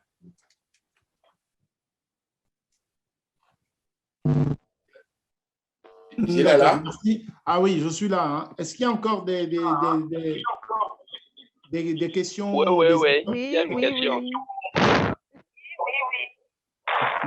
Vous avez la parole, madame. Ah, ok. Madame, moi, bien sûr. Bah oui. D'accord, ok. J'espère que vous m'entendez bien. En fait, ma participation, c'est plus à l'endroit des participantes jeunes filles qui sont parmi nous. Et c'est juste un peu pour compléter ce que les panélistes ont dit. Je les félicite d'ailleurs pour leur présentation, ça me va droit. Et je suis Ruth Ewame, je suis étudiante en France. Et ce que j'aimerais dire, c'est que d'abord, les jeunes filles, nous disons, on a été éduquées comme ça. J'ai grandi dans une famille où il n'y a pas les moyens pour que j'avance. On dit le leadership féminin aujourd'hui, ou bien quelqu'un qui venait de dire, est-ce que dans une famille où il n'y a pas de moyens, est-ce qu'on peut réclamer les droits? Moi, je me dis que les filles doivent prendre cela plutôt comme un défi et se donner des moyens parce que nous n'aurons jamais d'excuses à donner. C'est ce qu'il faut noter en fait. On n'aura jamais d'excuses à donner. Aujourd'hui, si vous voulez avoir une place dans la société, vous voulez faire un travail, vous voulez gagner quelque chose, vous n'allez pas donner des excuses parce que moi, je n'avais pas de moyens, du coup, je n'ai pas pu me former, du coup, prenez-moi à ce poste. Jamais si vous n'avez pas la compétence. Et donc, on ne tient pas compte de ces excuses. Nous devons juste faire des pas dans le vide des fois. Genre, faire des pas dans le vide dans quel sens? Osons en fait, assistons à des choses qui peuvent stimuler quelque chose en nous. Quand nous avons grandi dans des familles, il n'y a pas les moyens, ça doit être un défi à relever. Je me dis, je dois changer cette situation.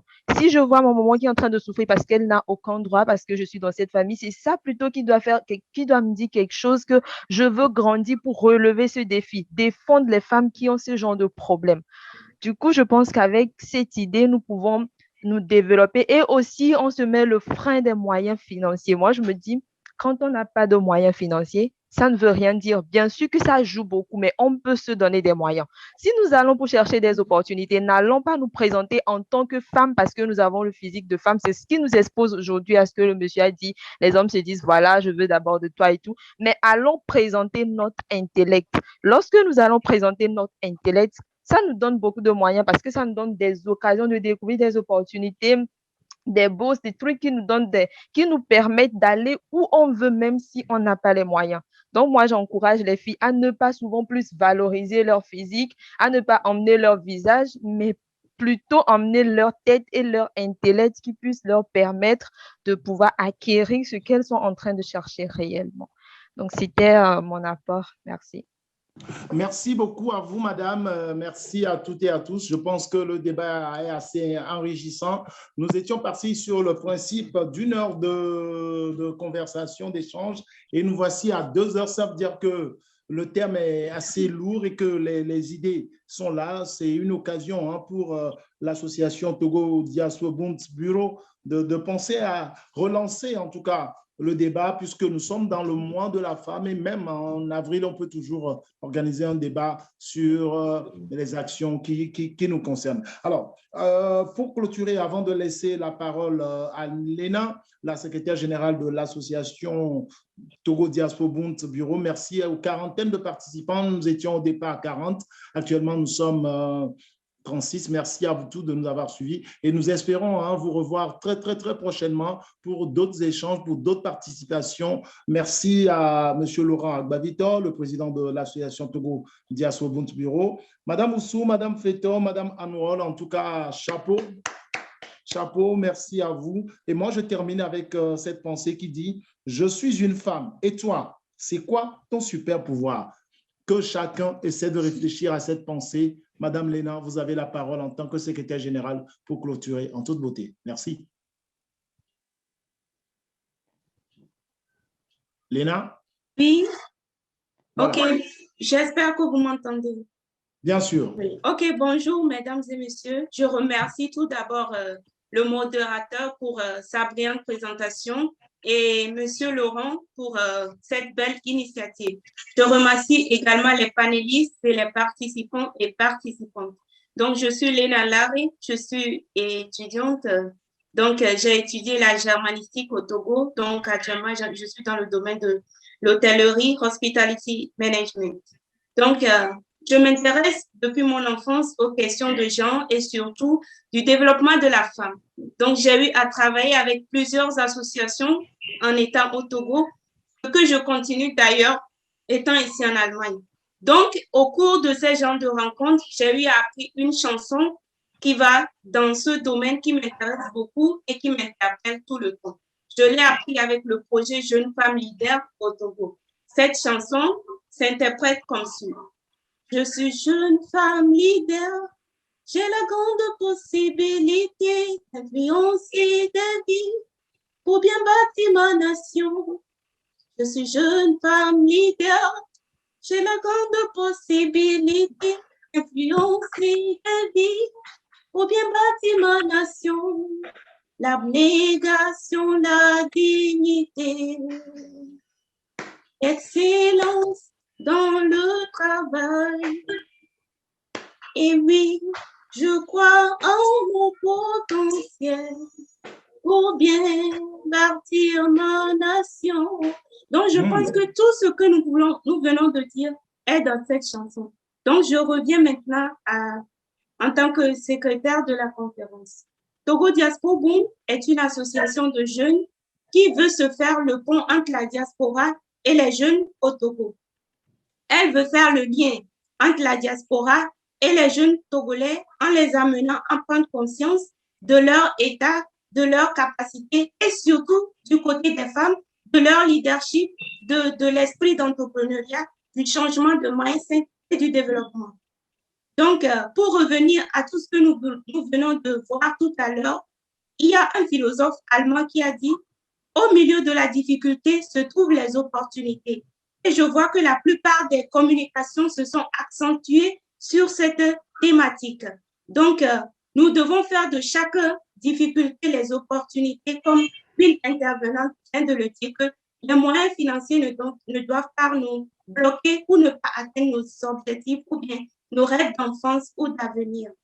Donc, la femme, elle est au devant du combat, d'après ce que les panélistes viennent de dire. Rien n'est facile, mais tout est possible. Demain que nous voulons construire, se construit maintenant, dès aujourd'hui, à travers cette conférence, à travers tout ce que les panélistes viennent de nous dire. Donc, le leadership est une nécessité pour un monde. c'est la capacité qui permet à une fille de mettre en lumière ses capacités, ses compétences et tout ce qu'elle a appris à l'école et dans la vie. Les filles doivent se familiariser avec les autres qui ont les mêmes visions qu'eux. Par exemple, les filles qui sont aujourd'hui ici, qui se présentent devant cette caméra, c'est parce qu'elles ont une vision qu'elles veulent suivre et qu'elles veulent travailler avec des personnes. C'est pour cela que nous sommes venus écouter nos grandes sœurs qui sont d'ores et déjà nos modèles, à savoir Madame Fétor, Madame Julienne, Madame Awon. Moi, je les considère déjà comme des modèles, étant donné qu'elles sont sur le terrain, elles mettent en place ce que nous venons de dire. Donc, le travail en équipe, ça va être très important d'après la communication de la première panéliste et des autres d'ailleurs. L'organisation. L'organisation est un outil très important d'après ce que nous venons d'entendre et d'après ce que nous constatons dans la vie des femmes qui ont évolué en quelque sorte, si je peux le dire. Si on prend le cas d'ici en Allemagne, Madame Angela Merkel, elle a son agenda, elle suit tous les jours et l'agenda du pays qu'elle suit chaque année. Donc, l'organisation, ça permet de relever son leadership féminin qui sera plus actif et communicatif. La communication aussi, ça va être très important. Cette communication sera plus horizontale, surtout hiérarchique, excusez-moi. Donc, selon la première communication, surtout, il y a eu à faire cas des obstacles que les femmes rencontrent, qui sont la conciliation de la vie familiale et de la vie professionnelle. Donc, il y a aussi ce qu'elle a, elle a fait part de beaucoup de choses, mais c'est ce qui m'interpelle le plus, l'engagement. Les femmes, elles sont engagées, on peut dire, des fois c'est rhétoriquement, mais passer à l'action concrète, il y a quelque chose qui les empêche. Donc, il faut être plus engagé. Donc, pour trouver des solutions et remédier à ces problèmes, il faut se responsabiliser, se déterminer et surtout s'organiser, comme je viens de faire un point crucial sur ce thème. Donc, il faut être capable de pouvoir reconnaître ce que l'on a. Comme la dernière présentatrice vient de le dire, connais-toi toi-même, know who you are. Comme monsieur le modérateur a insisté sur ça aussi, jusqu'à le dire en Allemagne, Weiß wer du bist. Donc, la femme est une source indéniable, selon Madame Fétor, qui est la deuxième communicatrice, une source incontestable pour la paix. Donc, on ne peut pas ôter la femme de tout ce que nous faisons dans notre société. Donc, pour résumer, il faut se responsabiliser par rapport à ce que nous avons reçu naturellement, selon Madame Awon. Donc, pour conclure tout ce que je viens de dire et tout ce que les panélistes viennent de dire aussi, soyons des modèles que nous voulons voir dans le monde. Comme Nelson Mandela l'a toujours dit, be the change you would like to see in the world. Si nous voulons devenir comme Madame Michelle Obama un jour, Madame Winfrey Oprah, comme beaucoup de jeunes filles aiment ressembler à cette dernière, il faut que nous soyons ces modèles-là en participant à ces genres de rencontres, en nous aidant, en nous atteindant, et je pense que nous pourrions atteindre cet objectif. Donc, pour ne pas trop monopoliser la parole, je pense que j'ai fait un résumé succinct de tout ce que nous voulons de voir. Et j'invite tout un chacun de nous à adhérer à notre vision, c'est-à-dire à Togo Diaspora Boom, en prenant contact avec les numéros qui sont sur la fiche et surtout en nous écrivant aussi en privé pour plus de renseignements. Je vous remercie, mesdames et messieurs. Je vous remercie du fond de cœur et au nom du bureau de Togo Diaspora Boom, je vous remercie et je vous interpelle encore à travailler avec nous, que ce soit au pays, que ce soit en Allemagne, que ce soit partout dans le monde entier. Aujourd'hui, nous avons l'avantage d'avoir la digitalisation qui va nous permettre de mettre au point tout ce que nous venons de dire. Donc, je vous remercie. Merci. Merci également à vous, Madame Léna. Elles sont nombreuses, en tout cas au Togo, que nous suivons. Nous avons la Première ministre, Madame Victoire Tomega-Dogbe, la présidente de l'Assemblée nationale, Madame Yawa Djibori-Tchegan, du côté de la présidente, Madame Kuigan. Elles sont nombreuses maintenant, en tout cas, ces femmes qui nous montrent qu'elles prennent le devant. En tout cas, ici, dans ces 2 heures de temps, nous avons vu 3 grandes femmes, une quatrième qui est également vous et d'autres, celles qui se sont prêtées au jeu des questions-réponses. Je pense que vous êtes à féliciter, vous êtes à encourager. Appelez-moi Gilles Gbagba, je suis journaliste animateur. Monsieur Gilles, oui. relayer que nous souhaitons bien avoir les femmes dans la direction de Togo Diaspora. Hein. D'accord. J'espère que le message est passé en l'endroit de ces femmes et c'est l'occasion également de demander aux autres panélistes, si possible, d'avoir également en copie numérique sur notre plateforme les présentations, occasion pour le secrétariat de les archiver. Voilà. Et donc, je suis Gilles Gbagba, journaliste animateur à Radio Taxi FM, ici basé à Lomé. Ce que je n'ai jamais dit à M. Laurent, j'ai fait l'allemand. J'ai fait l'allemand. J'ai fait l'allemand et je ne lui ai jamais dit ça depuis qu'on se connaît. Et voilà, c'est ça.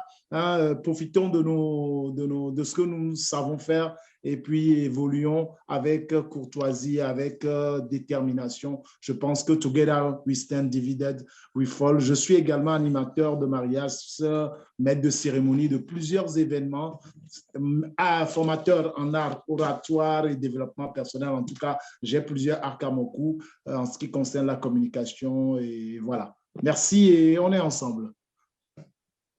Merci. Merci beaucoup. Merci beaucoup. Au revoir. Merci. Au revoir à tout le monde. Merci. Merci. Au revoir. Am nächsten Mal werden wir treffen.